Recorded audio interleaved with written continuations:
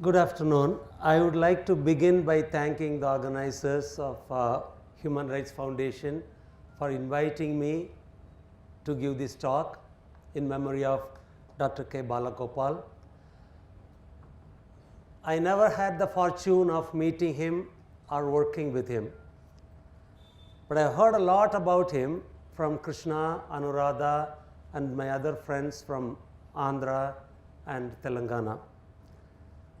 A couple of years ago, when my friend and I visited Krishna and his family, he filled me in with all the accomplishments of Balagopal.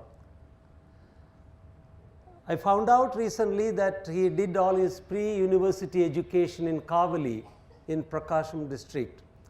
Kavali is the site of another upcoming nuclear power plant, as you may have heard. I've read some of Balagopal's writings in EPW, but never followed his activism as we were quite preoccupied with our own activities in the southernmost tip of Tamil Nadu. I had the singular opportunity of meeting with his wife, Sundarayya, and had lunch with her this afternoon. I can't say how I wish that Balagopal was with us in this moment of crisis, when we are fighting against all kinds of issues: fascism, militarism, nuclearism, and all related issues. But I'm sure Balagopal's writings and speeches will definitely inspire us to persist with our respective campaigns, not just in the Telugu states, but all over India. He was a pan-Indian activist, not just limited to Telugu states or Andhra Pradesh at that time. So I really consider this as a great inspiration to stand in front of you on the 10th anniversary of Balagopal's departure from us. I don't know where to begin. The situation is so murky, so confusing, so hopeless, and so anti-democratic and anti-people, as Sanjay Kak pointed out this morning. All in the name of development, they are thrusting down all kinds of disastrous, destructive projects down our throats. Particularly nuclear power plants, uranium mines, and the nuclear bomb programs are very disturbing for obvious reasons. Even in the Western countries, when they came up with this nuclear power technology, they said it would be too cheap, electricity would be too cheap to meter with nuclear power. Now, the matter of fact is, it is too costly to matter. In India, they came up with the similar arguments that, electricity is going to be so cheap. Electricity is going to be so safe, electricity generation. Now, electricity generation, electricity we need. We have never said that we are against development or we are against electricity. But at what cost? Are the people for electricity, or is electricity for the people? That's a simple question we put forward in our anti-Kudankulam campaign in Tamil Nadu.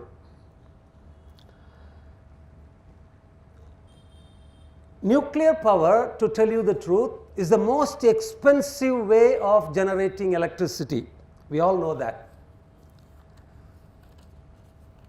It is heavily subsidized. No other electricity generation scheme is subsidized and protected and pampered by the state like this, not just in India, anywhere in the world.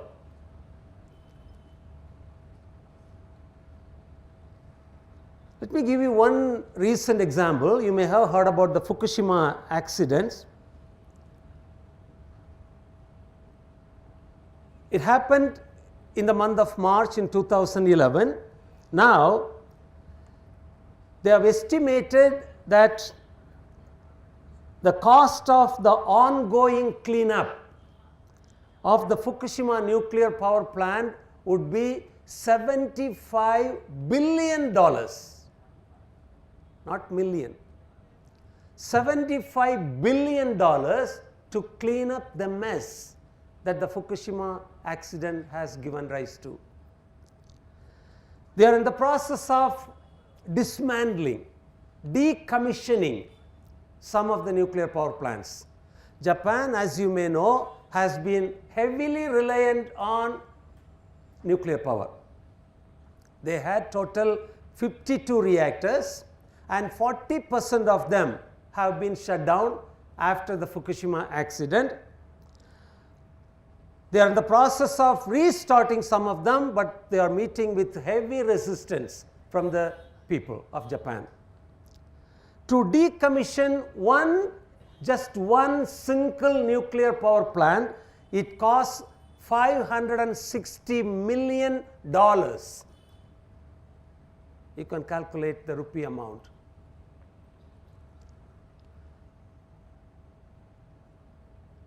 They give rise to the impression that nuclear power is so cheap and we should really stick to it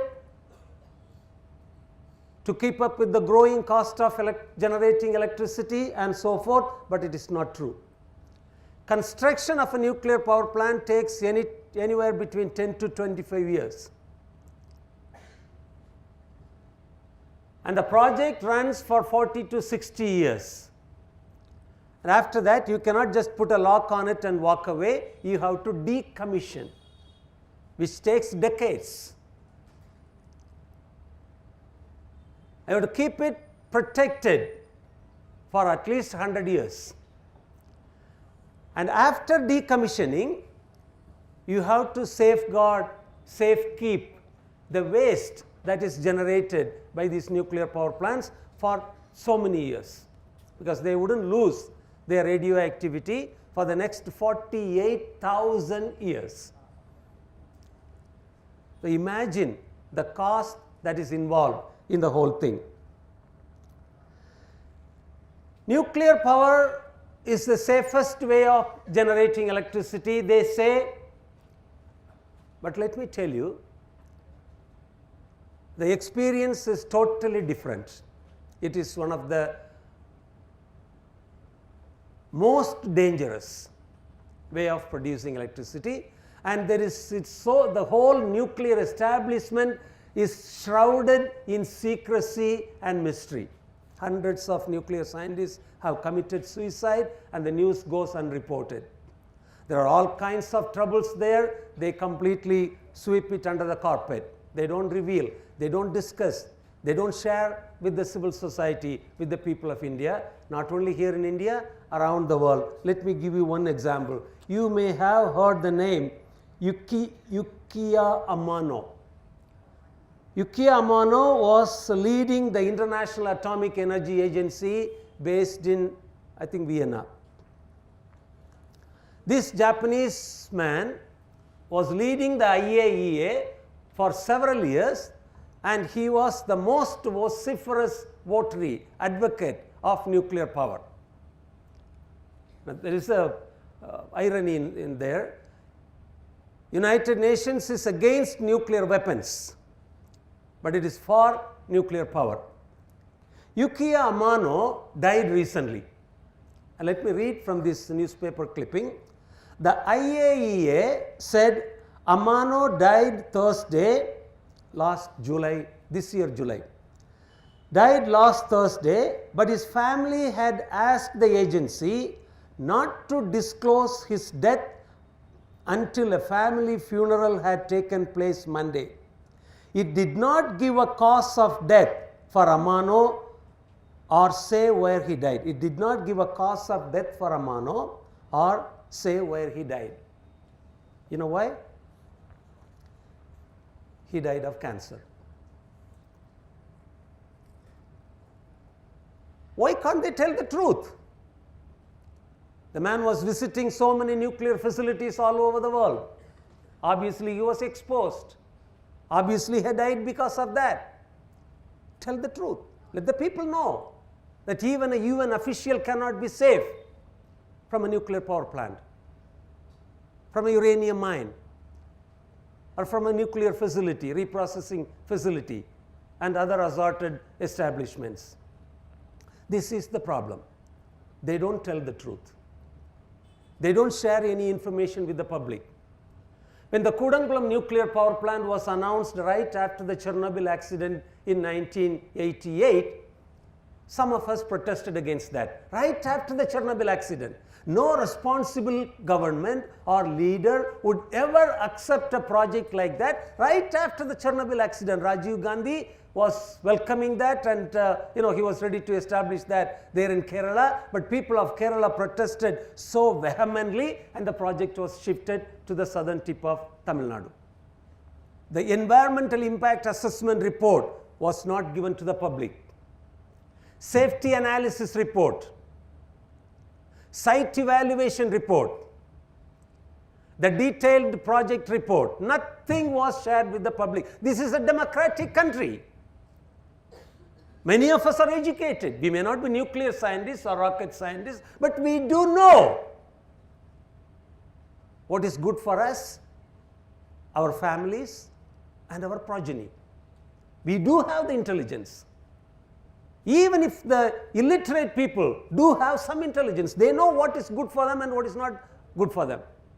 So, as a government, it is their duty to give all this basic information to the public, and we demanded these reports in 3 languages: Tamil, English, and Malayalam, because we are very close to Kerala. So, give this information to us in these 3 languages, if possible in Hindi too, and let the people discuss. If we cannot read and understand, we will find a way to read and understand. Give us this information. Let us discuss. Take an informed stand on the issue.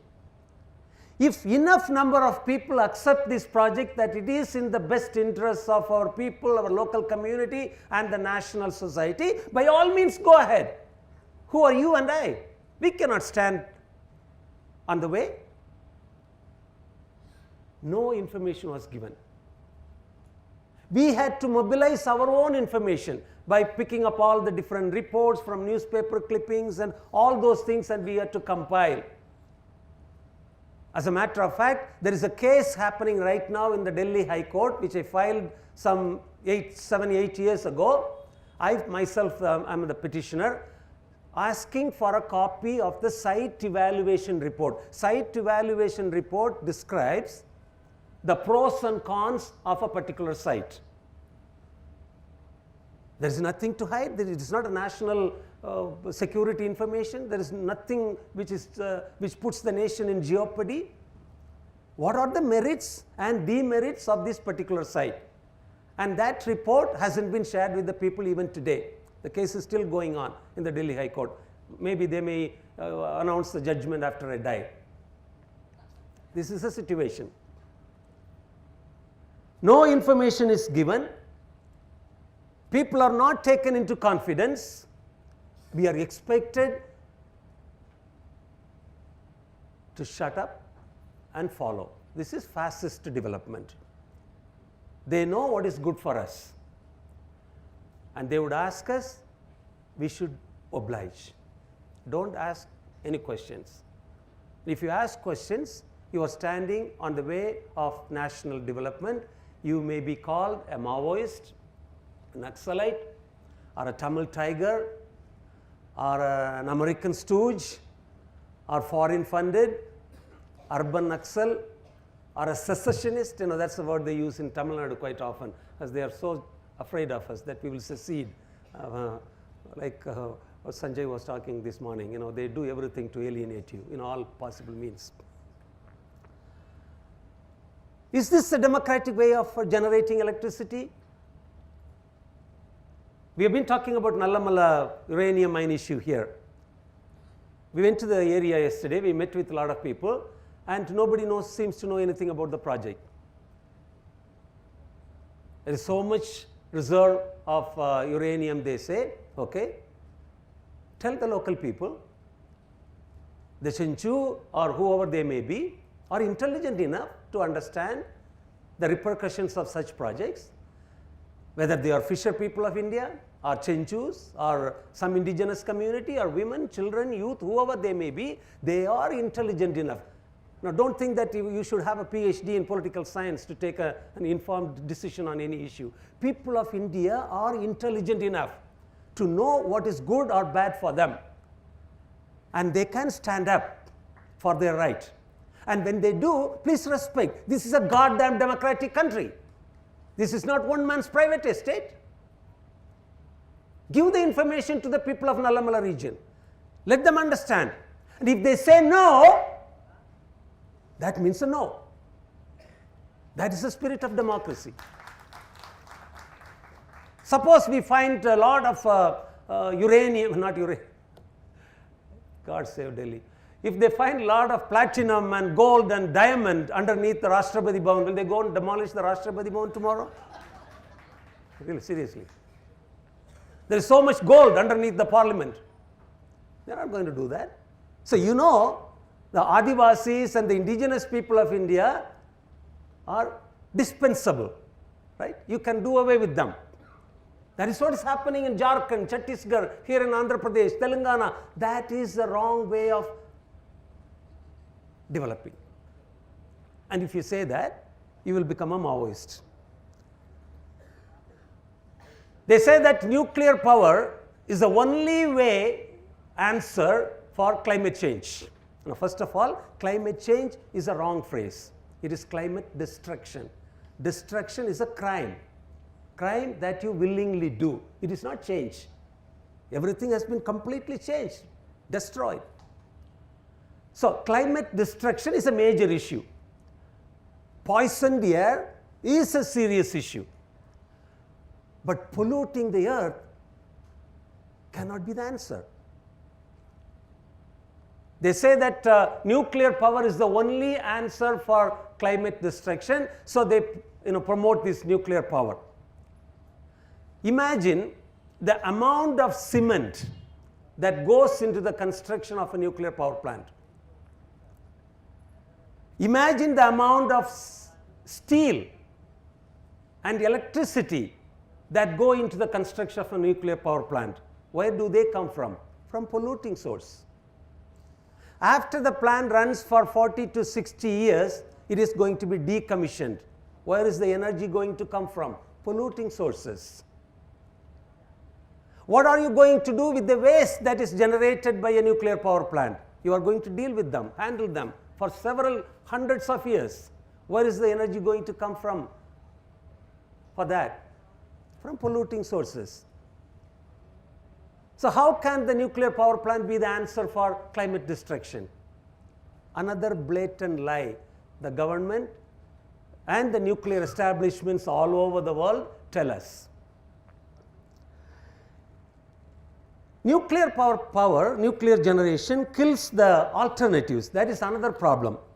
Just take the United States, that promotes, especially after the Bush Jr.'s regime administration, America has been heavily pushing this nuclear industry, and now we find out that clean energy resources supplied more of America's electricity than coal for the first time in April this year.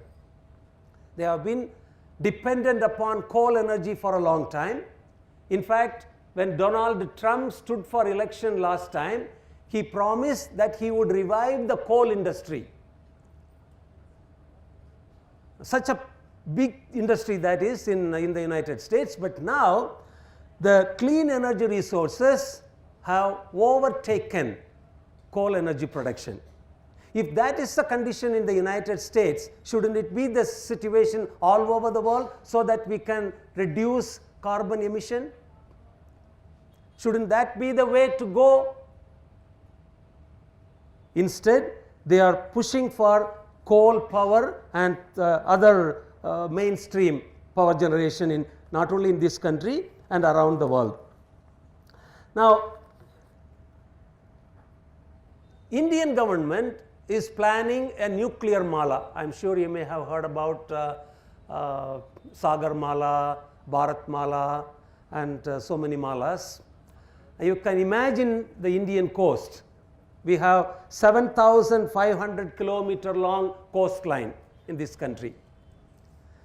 There are 3,600 coastal villages all along. They all engage in sustainable fishing. They do very little harm to the sea and to the environment. And what do? They contribute quite significantly and considerably to our food chain, to our food security. 1/3 of India relies upon this fish, not only for food but also for nutrition. When Dr. Manmohan Singh was the Prime Minister of India, he announced in the Parliament that 40% of our children born in India are born underweight and malnourished. 40%. Can you imagine? How can these children ever evolve into full human beings? How can they ever learn in the schools and colleges? How can they ever be productive citizens of this country? 1/3 of our country, almost 50 million people of this country are dependent on this seafood.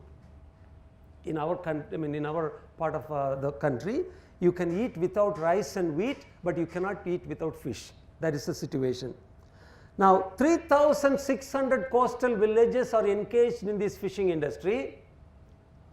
And when you set up all these nuclear power plants, thermal power plants, shipwrecking plants, and all kinds of destructive ports and other allied auxiliary industries, imagine what is going to happen to our seafood industry. They are thinking about setting up so many ports, mini ports, and around the port they would establish industrial clusters. And the things that are produced in this cluster will be transported to another port, and for that they are going to construct 4-lane, 6-lane, 8-lane roads, parallel railway track. We are going to lose considerable amount of land in these projects. Now, when all these new ports, these Sagarmala ports are set up all along the coast, we are obviously going to lose the fish production. In fact, that's what they want. Just as our farmers are committing suicide, they want the fishermen to start killing themselves. Just as we are ignoring, neglecting the agricultural sector, they want to do the same thing to the fishing sector. They have just announced the Fishing Act 2019, I think, and by that they are putting so many restrictions on the fisher people about fishing. And they are letting the foreign trawlers do the fishing without any kind of conditions. So the situation is going to be much worse pretty soon. In Tamil Nadu, if you can imagine the Indian map, Kudankulam comes at the bottom, very near to Kanyakumari. A nuclear power park. Park, that's the phrase they use, because they don't want to put any negative image in your mind. So when it is park, you will see it's green with butterflies and birds and animals singing and dancing, and you can go to a park, have fun with your family. That's a nuclear power park. If you come up a little bit, Kalpakkam, another park, where our Xi Jinping and our Narendra Modi had fun for 2 days. Very, very close to Kalpakkam. Come up, Andhra Pradesh. They are planning a nuclear power park at Kavali between Prakasam and Nellore district. We went to Kavali, met with the people. People are really worried. Fisher people, very worried about the future of their villages, for their very survival. They are planning another power park at Kovada in Srikakulam district of Andhra Pradesh. Another one in Haripur, Purba Medinipur district in West Bengal. Now, in between they are planning one in Orissa and all, but not announced yet. But they do have plans for such projects. Narendra Modi signed a deal with the Russians a couple of months ago for 20 reactors. 2 of them are going to come to us, Kudankulam, 6 at Kavali, 6 at Kovada, 6 at Haripur. So the whole Bay of Bengal is taken care of. You can imagine what these nuclear power plants will do because of thermal pollution and radioactive contamination. When these power plants work 24 hours a day, 7 days a week, all throughout the year for 40 to 60 years, churning out radioactive contaminated water, water which is hot, and dump all this water into the sea, what do you think will happen? We will lose the fish. Even today, the fishermen around Kalpakkam have lost their livelihood. Local people wouldn't buy that fish because of their convoluted forms and all kinds of deformities. They don't want to eat the fish. They have serious problems. So you can imagine the whole Bay of Bengal will be boiling without any kind of seafood. Kerala people are very clear about this, and all the Kerala politicians and political parties are uniform in taking the decision against a nuclear power plant. Whether Congress or Communists, they stand united. They are intelligent people. Karnataka, there is Kaiga, huge nuclear power complex. There is one in Tarapur in Maharashtra. They are planning another one in Jaitapur with French technology. It's a major nuclear complex in Jaitapur, Ratnagiri district in Maharashtra. They planned another one in Mithi Virdi in Bhavnagar district in Gujarat. Another interesting thing happened. I've been to Mithi Virdi. Mithi Virdi means sweet water. Mithi, sweet, Virdi, water in Gujarati language. I've been there. People of Mithi Virdi said, no, we don't want a nuclear power plant. You know what the hyper-nationalistic sons and daughters, not daughters much, hyper-nationalistic sons of Bharat Mata did? They cancelled the project. They cancelled the dam project that was going to come up in Mithi Virdi. So if Gujaratis protest against a nuclear power plant, they can win. But if you and I protest against a plant or uranium mining, we will be inviting serious cases. This is the double justice, double standard of justice that is happening in this country. Now, where are we heading? Don't we need development? Yes, we do. We are asking some simple questions. Whose development? What kind of development? What is the cost of such development? Whose development? Adani's and Ambani's and Anil Agarwal's development cannot be your and my development. The fish workers, farmers, weavers, workers, women, children, Adivasis and the youth of our country have a totally different understanding of development. That is the development they want, sustainable development. We can't pass on our resources to the successive generations. We just don't have the moral legitimacy to establish a nuclear power plant, enjoy the electricity, light up all our airports and railway stations, and dump this waste on our children and their children. They will be stuck with this nuclear waste for the next 48,000 years. Even if a nuclear power plant functions normally without any problem, it will be churning out all kinds of radioactive particles: cesium, strontium, tellurium, tritium, iodine, several different atomic weights. Now, when all these things will be spread by air and through the water effluents, what do you think will happen? Do you think nothing will happen? If you talk to the nuclear authorities, they will say, oh, nothing, very minimal. How much is very minimal? They would never acknowledge that you and I can understand this nuclear physics. Only they do. Now that kind of top-down approach is very problematic, very bothering. Acknowledge the intelligence of our people. Now when all these things happen for the next 40 to 60 years, we will lose our health. Come to Kalpakkam. If any of you are interested in this issue, please do come with me to Kalpakkam. I will take you around. We can walk down any street around Kalpakkam.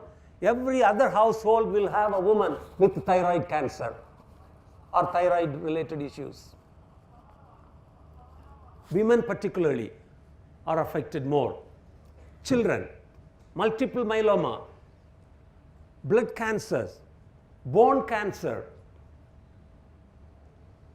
Down syndrome, mental retardation, kidney issues. You can imagine, you really cannot imagine the plight of the people around this facility. This is not the case just in India. I have traveled all over France, visiting all the different nuclear power plants. Believe me, wherever I went, I talked to the local people and they all said in unison that they had serious health troubles, health problems, but they could not prove their case because they did not keep any baseline data before the operation of the nuclear power plant began. That is where we fail.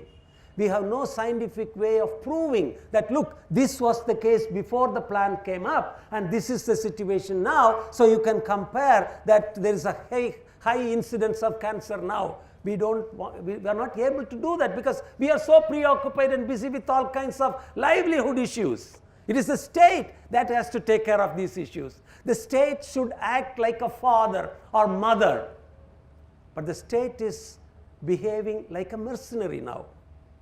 The state is working for foreigners, for American companies, Russian companies, French companies.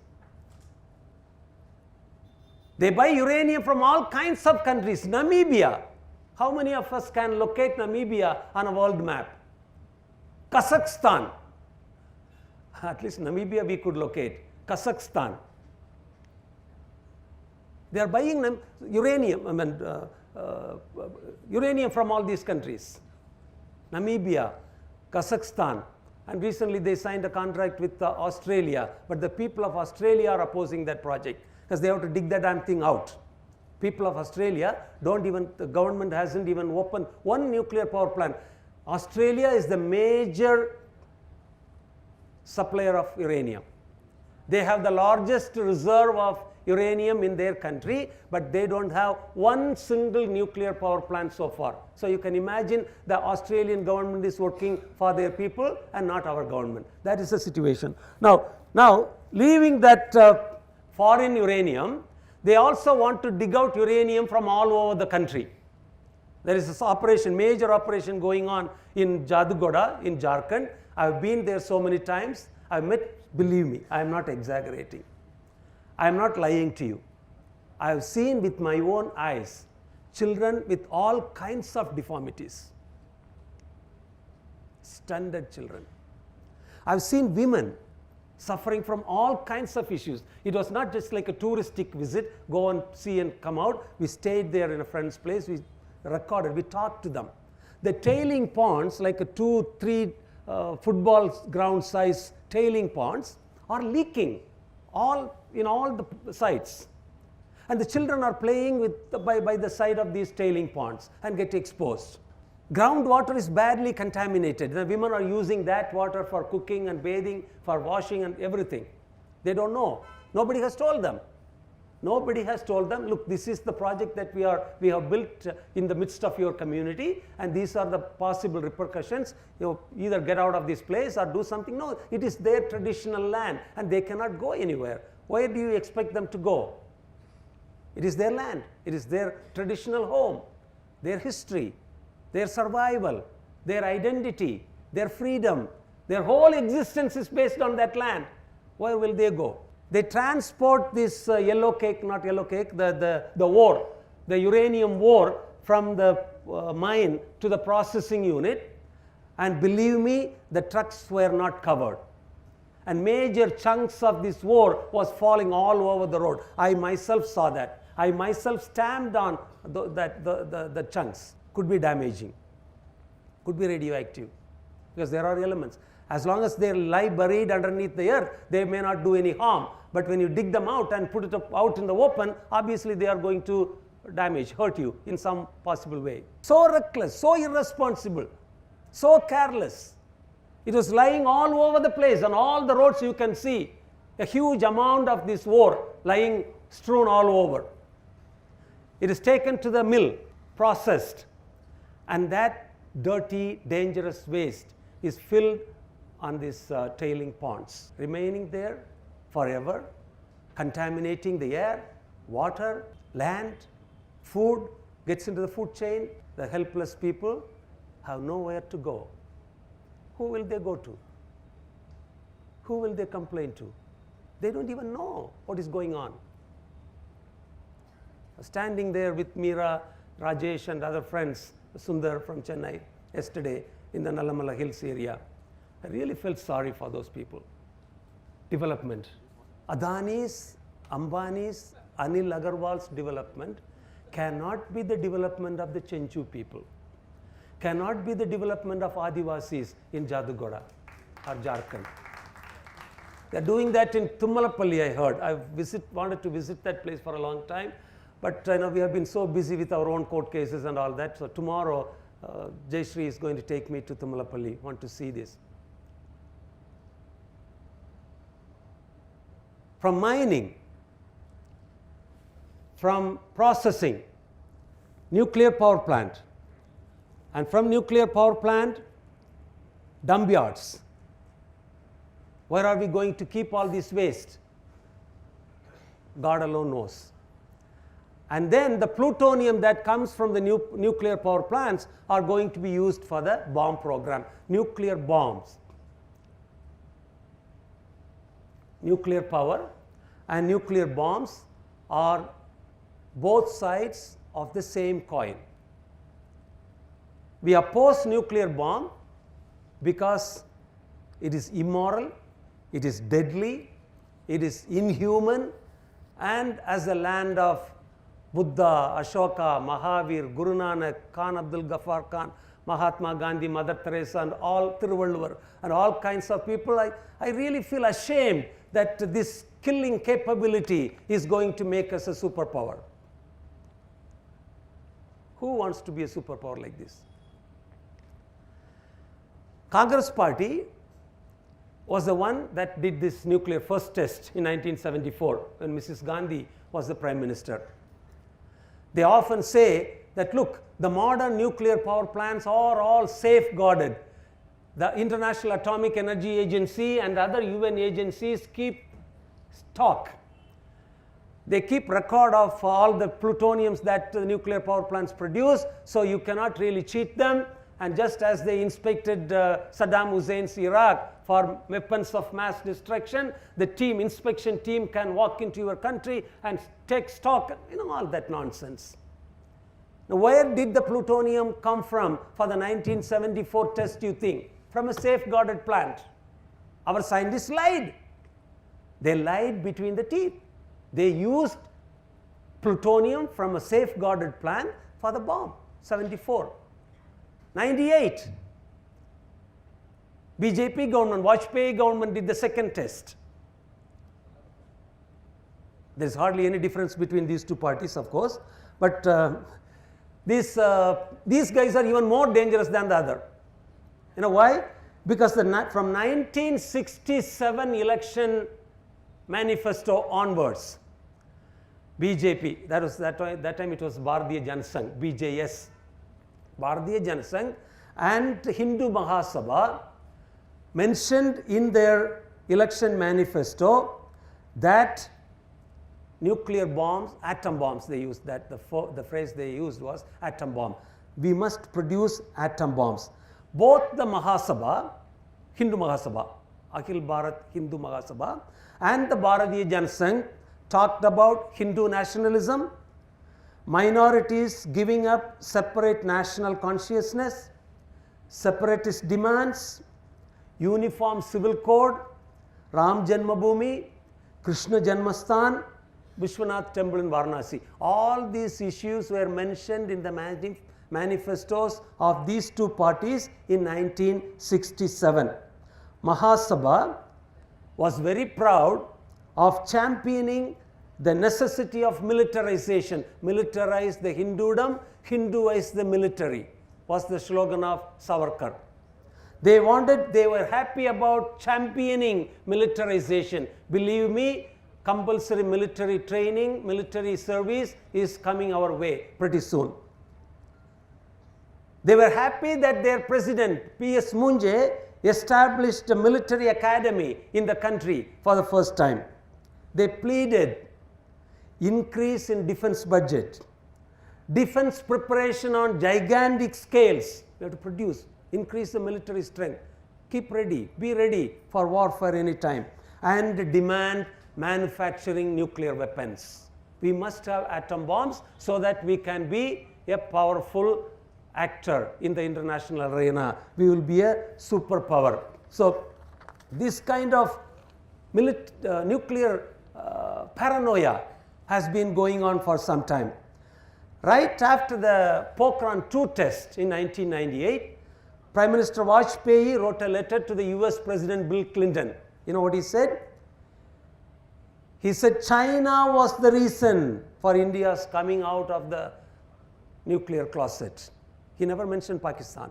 It was China.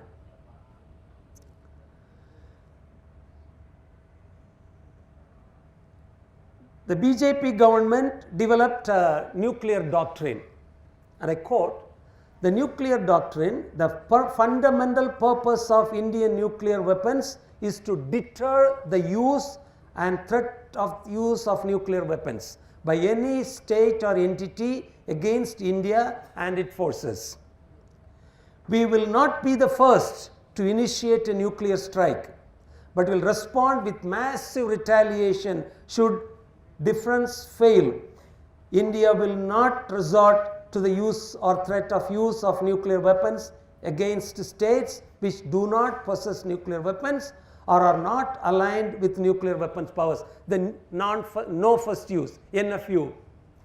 We will not use nuclear weapons first was a principled position Vajpayee government took right after the second test. Now that has been relegated to the back burner now. Rajnath Singh, many others have spoken about that. They are going to revise it, and we are facing with the threat of a nuclear Armageddon. It is not just a uranium mining operation in our neighborhood. It is a complete extinction of our country, which is at stake here right now. My friend M.V. Ramana and others wrote a book called Bombing Bombay. If Pakistan dropped a bomb on Bombay, or if India dropped one on Lahore, both countries will be wiped out. They say MAD, mutually assured destruction. We both will be destroyed ourselves. Now, who would want to prepare all these nuclear weapons? These nuclear weapons have not helped us to deter Kargil war. Nuclear weapons have not helped contain the insurgencies.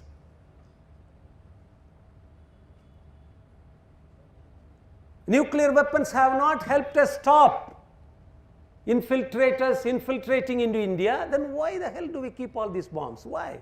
At such a massive cost for the maintenance, for the upkeep, for the delivery, for the intelligence. Can you imagine the amount of money, time, energy, and national resources that we put into these killer machines? For what?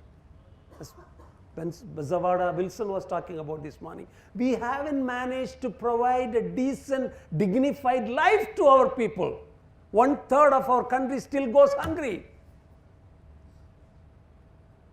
Half of the country lives or barely lives, scrapes along, that would be the better phrase.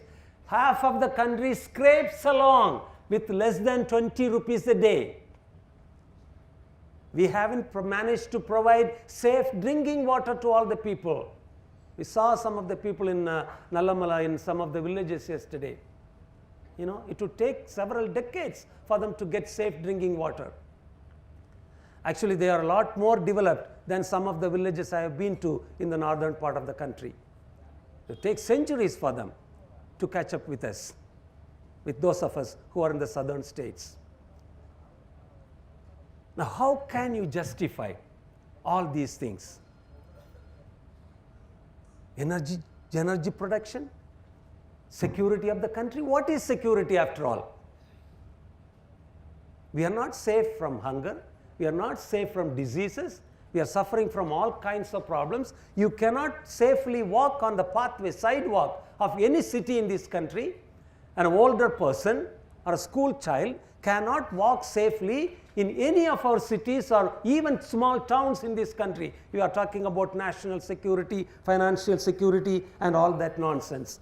Now, let me come to the point that Sir asked me to talk about. What do we do? How do we do?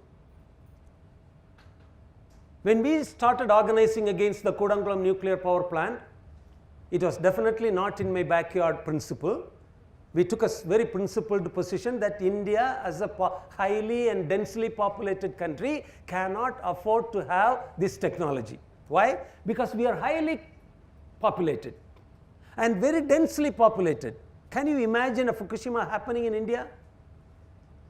Japan is very developed, far more superior in science and technology, has a lot more decent government. They follow democracy. You can walk up to any ministry and protest, raise your voice, talk to anyone.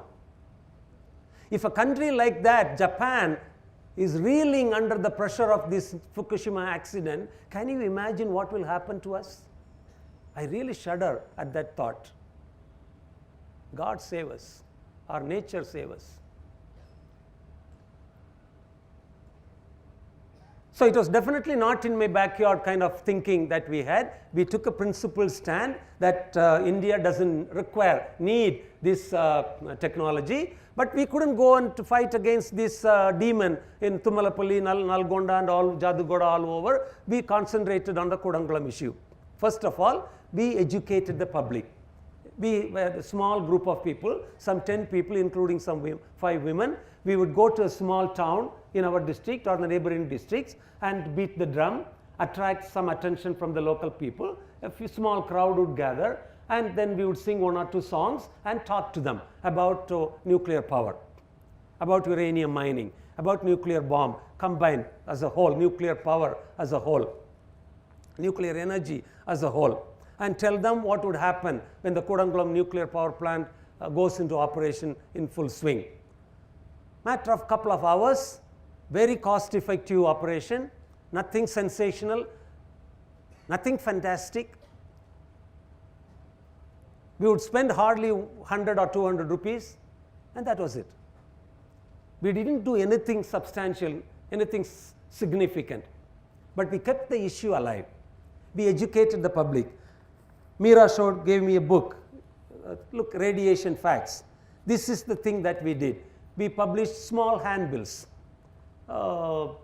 leaflets, pamphlets with some pictures and very down-to-earth language, a language which ordinary people would read and understand. We would go to a village, we all would take a big shopper, I would take this street, my friend would take the other street, we would walk down, distribute these flyers to all the households, because we don't want to stand next to the bus station and people would be in a hurry and throw away. But if you take the message to their homes, they would sit down and read. At least someone in the household would read. So people would read, understand, educating the public constantly, continuously. That we did. We never let the issue die down. What did the state do? The state ignored. And we enjoyed that ignorance. They didn't want to acknowledge, well and good. We kept on working, they kept on ignoring us, it went on. Then when it reached the point that they could not ignore us anymore, they started insulting us. At the height of the Kudankulam struggle, this is what exactly we did. We kept the campaign going, and then they reached the point when they did the hot run The experimental run of the plant, it produced so much noise and fumes and smokes and steam. People jumped out of their houses. They said, look, we cannot live with this demon for the next 40 to 60 years. We are ready to fight against it. Then they called us. See, if you keep on working, the invitation will come. Then they called us. Can you come down and work with us? We went down. We struggled with them. We worked with them. We made the issue a nationwide issue, because even when the India-US nuclear deal was signed back in 2005, when Manmohan Singh was the Prime Minister, there was hardly any debate in the National Parliament. National Parliament had very little debate. Only the CPI, CPM comrades asked a few questions. Other than that, they came out of the government also, as you may remember.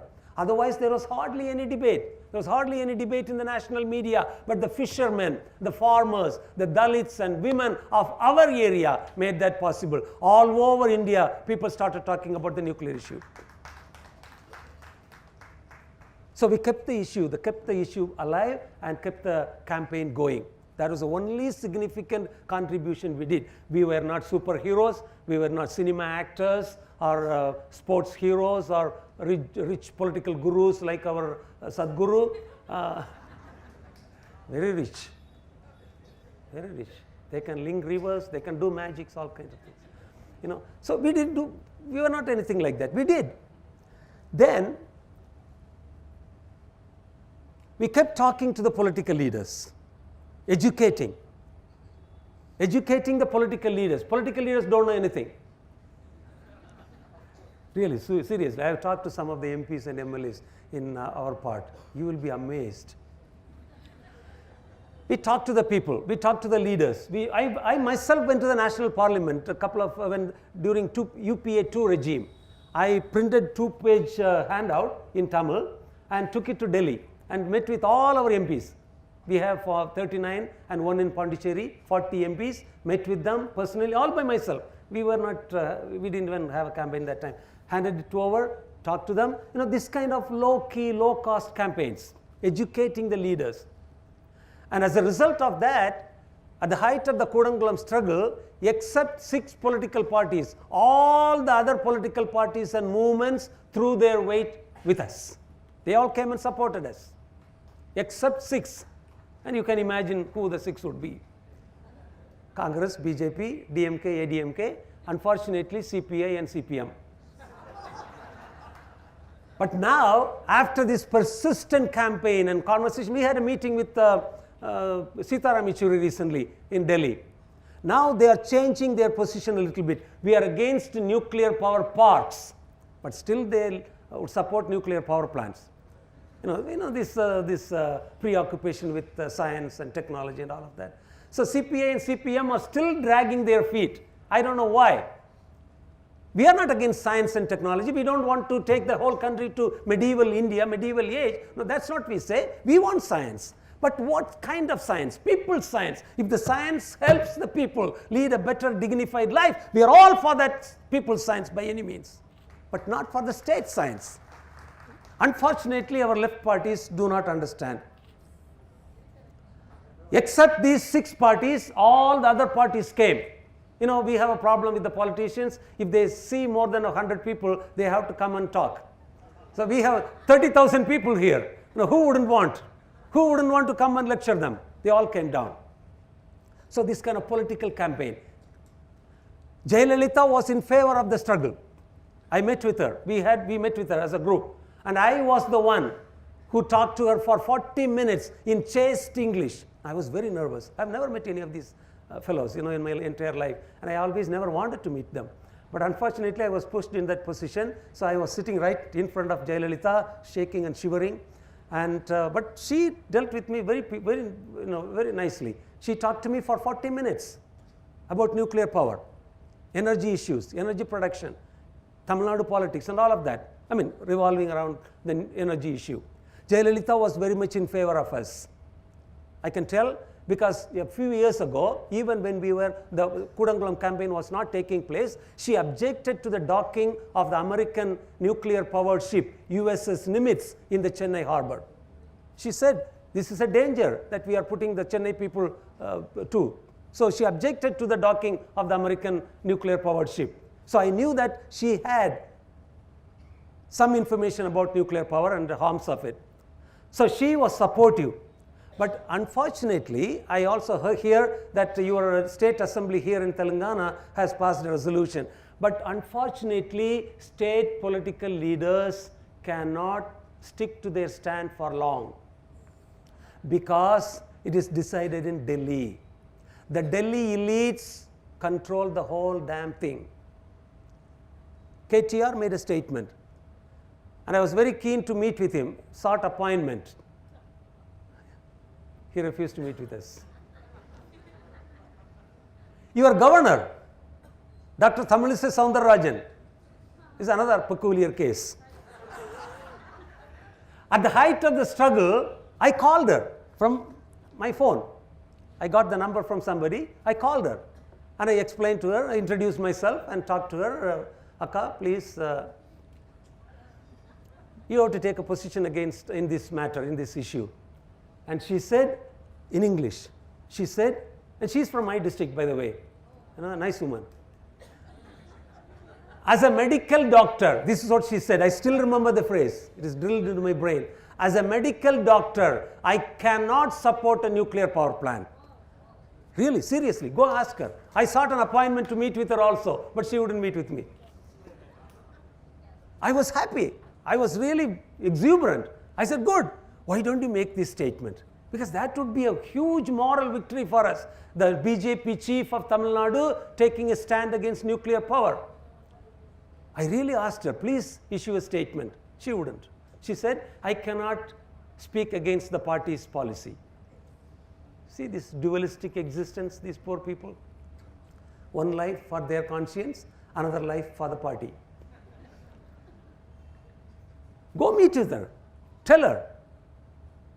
Tell her that she has to oppose the Nallamala uranium mine project. Because in her own village, people are suffering from cancer now. I can give you the names of people who are suffering in her own village called Agasthiswaram, very close to Kodangulam nuclear power plant. So we educated the public, we educated the leaders, we talked to them. We were very willing to talk to anyone, even if there is no audience. This is a huge audience for me. I'm used to talking to the walls, standing on the roadside. Talking, keep the issue alive. And then never compromise. The government would completely ignore you, and then when you become a pestering problem, they would start insulting you. That's why I said, calling you urban Naxal, American stooge. I got money from America. We are hatching a conspiracy with America to prevent India's development and all that nonsense. They would insult you like anything. Third, you still persist with the issue. Don't worry about success or failure. We have been doing it for more than 20 years. Believe me, we never thought that we would come to this point that my friends in Hyderabad would invite me to give a talk in Balagopal Memorial Lecture. As a matter of fact, if I had known that this struggle would become this powerful and we would be so strong like this, I would have run away from the scene a long back, because I was not meant for this kind of thing. Keep persisting with the issue without worrying about the consequences. If you are honest, if you are sincere, if you are committed, you will reap success. I am very sure about that, because we are able to make some inroads into the policy circles now. We have convinced hundreds of thousands of people in our country, all over the country now. So we kept the issue alive, we kept talking, and we also kept the campaign alive. Keep working, keep doing something. Never rest. The state did the other thing. What they did? They started intimidating us, putting false cases on you. I'm sure if you go to Nallamala and protest against uranium mine issue, you would face cases. Not ordinary types of cases. 120. waging war on the state. There are 20 cases on me. 120 cases, waging war. We are not Naxalites, we are not Maoists.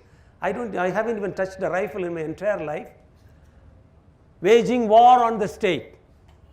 Sedition, 19 sedition cases, 121A. All these serious cases, just to intimidate you. 380 cases, passport impounded. Till date, I don't have my passport for the past 7 years. Bank accounts frozen. Properties damaged. Elderly parents, wife and children harassed by the intelligence agencies. I'm sure there must be some intelligence officers here taking notes. And I'm not lying. Complete surveillance. 24 hours a day. Constant monitoring of your movements. Surveillance. It is a police state. Seriously. They will be monitoring if there are officers here or not, but we are all under the scanner. If you protest against this uranium mine issue, nuclear power issue and all that, they will be constantly monitor you. They will put false cases on you. But never mind what they can do. What else? What at all? If at all they can do something, they will put me in prison for a couple of months, couple of weeks, couple of months. And then what? This intimidation will not work. As long as we are sincere, committed, serious about this issue, like our hero Balagopal here, nothing will happen. Vasanthalakshmi was explaining to me over the lunch that how badly he was beaten, how badly he was intimidated and all of that. It is part of the game. They can't do anything. Don't be worried about the cases. If you have a lot of people with you, they will be afraid of touching you. Why do you think I'm standing here in Hyderabad all alone? I have people over there. If they do something to me, it will get reflected. I have hundreds of thousands of fisher people, farmers, Dalits, women who are supporting me, supporting the cause. It's not me, it's the cause. So don't be intimidated about these cases, about this state harassment. The state harasses you because, you know what is at stake for them? Billions of dollars. Vladimir Putin knows where Kudankulam is. American presidency knows all about these issues. These these powerful countries and their corporate houses, they all know what we are doing. It's a multi-billion-dollar business. It has to do with our so-called national security. National security, the rich people's security, the upper class security, the elite security, the national leader security. National security doesn't cover you and me. That we have to be very clear. So obviously they have a lot to lose and they will be worried about you. They will monitor you. They will do surveillance. They will do all kinds of harassment. The only one thing you can do, which I consciously did, was even when I entered this issue, I knew very well that I would be under surveillance, under the police radar. So I kept my tax papers intact. I kept all my records clear. And I was very careful about my personal character and discipline. Seriously. Now, I can't even afford to go and have a bottle of beer. You have to be careful. I mean, you have to be moralistic, you have to be moral, you have to be clear of all these things, because you cannot do this dualistic existence like your governor does. Speak one thing and stick to that. That should be our principle. And I think that's a lesson we learn from people like Balagopal. You cannot have this wishy-washy kind of behavior and get away with it. So as long as you are sincere, committed, serious about this issue, obviously nothing will happen. They cannot do anything. What will happen in the future? Now, this will not, our success will not become ripe and fall on our lap. It's a hard uphill task. Keep struggling. Maybe we may have to struggle all our lives. They may not let us go that easily. They may not change the policy that soon or that easily. But we shouldn't give up hope. Being hopeful is part of the game. Despite all odds, how can be a human being hopeful in this country right now? How can any one of us be hopeful? The politics that we have, with the economic recession that we face, with the social degradation that is seeping in, how can one be optimistic? No, don't be optimistic. Then should we be pessimistic? No. Even if you are not optimistic, it's okay, but please don't become pessimistic. Because if you are pessimistic, you will give up. You won't fight. You won't struggle. You won't stand up. You won't feel motivated to get out of the house and do something. By all means, please don't be pessimistic. What do you mean? You cannot be optimistic and you can't be pessimistic? What the hell can you be? Be possibilistic. Be possibilistic. Do something every single day. It may not be spectacular. It may not be high risk, high activity. Do something. Take one day at a time. Speak to a media. Write a column in a newspaper. Write a letter to KCR, KTR and one of his family members. There are so many of them. Write to the governor who we have graciously sent to you. Write a letter to the editor, one short paragraph. Please stop this damn thing, Nallamala issue. We don't want that damn thing right next to us. 140 kilometers from here, hardly 150 kilometers. If they start digging, all of you will be, breathing that poison. We had a friend yesterday with Meera, Rajesh, and I had a friend with us, Sundar from Chennai. He was telling the people of Chennai that Chennai gets water from Krishna river. So if the Nallamala project goes on, that water catchment area of Krishna river or tributaries will be affected by this uranium poisoning, radioactivity. And obviously the river water that comes to Chennai will be radioactive. So in the morning we will not be just drinking tea or coffee. We will not be drinking just the coffee, we will also be drinking radioactivity. So a little bit of coffee and a little bit of radioactivity. Now that's how we have to be creative. We have to be creative, we have to be original, we have to keep talking and be possibilistic. Don't give up. Don't give up. This is a duty. This is a duty. As an educated human being in this country, 120 million people, half of them are illiterate. Half of them do not have the physical energies to stand up. 40% children born underweight and malnourished. Why are they born undernourished and malnourished and underweight? Because the pregnant mother or the lactating mother didn't get enough nutrition. Why didn't that pregnant mother and lactating mother didn't get enough nutrition? The damn family is poor. Poverty, underdevelopment, lopsided development paradigm. This nonsensical trickle down and all that new nonsensical policies and projects. There's so many things. So be possibilistic, stand up, gather around a group of people, as Sanjay Kak was telling us this morning, that they gave instruction to the police authorities that arrest everyone who has the charisma to gather 20 people. Gather 20 people. You don't have to gather 200 people or 2,000 people. If you manage to gather 20,000, 2 lakh people, you will become another KCR. So we don't want you.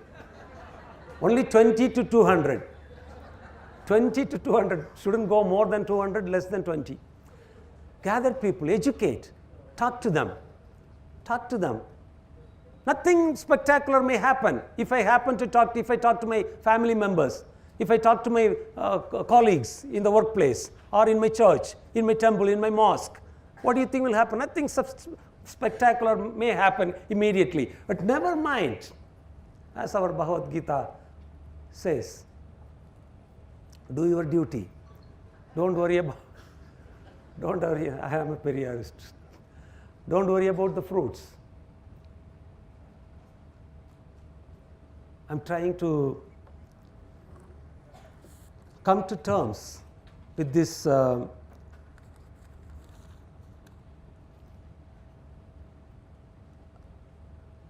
struggle-oriented existence. Causes a lot of difficulties to your family, of course. Your family has to bear the brunt of it.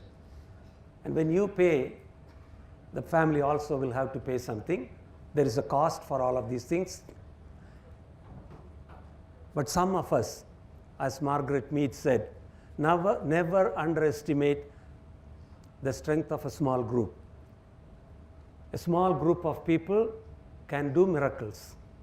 And I am very sure and optimistic, not just possibilistic, that we, the educated citizens of this country, will one day make some meaningful changes happen. And then in that country, we will not have nuclear power plant, uranium mines, dumping sites and nuclear bombs. We will be very proud of our Indian heritage of non-violence, cooperation, communal living and peacefulness. Thank you.